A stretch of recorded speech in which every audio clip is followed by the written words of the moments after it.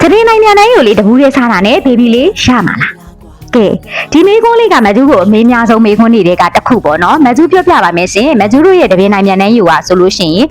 အကူညီထောက်ပံ့ပေးတယ်ဘေဘီလေးရဖို့အတွက်ထောက်ပံ့ပေးတယ်ရိုးလေးတစ်မျိုးပဲဖြစ်ပါတယ်ရှင်မကျူးတို့ရဲ့လက်ညွှန်ချက်ကလေးတွေနဲ့တေချာလေးစားတောက်သွားတဲ့သူတွေရာဆိုလို့ရှိရင်တပူးလောက်နဲ့ရတဲ့သူတွေလည်းအများကြီးရှိသလိုနှစ်ဘူးသုံးဘူးထိစားရတဲ့သူတွေလည်းရှိပါတယ်ဒါပေမဲ့ဘူးရည်တွေအများကြီးစားပေမဲ့လည်းရမသွားတဲ့သူတွေလည်းရှိပါတယ်ရှင်ဘာကြောင့်လဲဆိုတော့ညီမလေးတို့စားသုံးမဲ့သူပေါ်မှာအများကြီးမူတည်ပါတယ်စားသုံးမဲ့သူဟာချွေးရင်းချက်စုံတရားမရှိဘူးဆိုရင်တော့မကျူးတို့ရဲ့တပင်းနိုင်မြန်နိုင်ရုပ်လေးကိုစားပြီးတော့ရနိုင်ပါတယ်သူကအားဖြည့်ကူညီပေးတဲ့ရှိုးလေးဖြစ်ပါတယ်ရှင်ဒါကြောင့်ဒီမေခွန်းလေးကိုဖြေရမယ်ဆိုရင်တပူးလေးနဲ့ရပါမလားဆိုတာကိုမကျူးသည်အာမခံပေးလို့တော့မရဘူးเนาะအတိအကျပြောပေးလို့တော့မရဘူးတေချာနီးလန်အသေးစိတ်ကလေးကိုတော့မကျူးတေချာလေးလမ်းညွှန်ပေးပါတယ်အဲ့ဒီတိုင်းလေးကိုစနစ်တကျစားပါ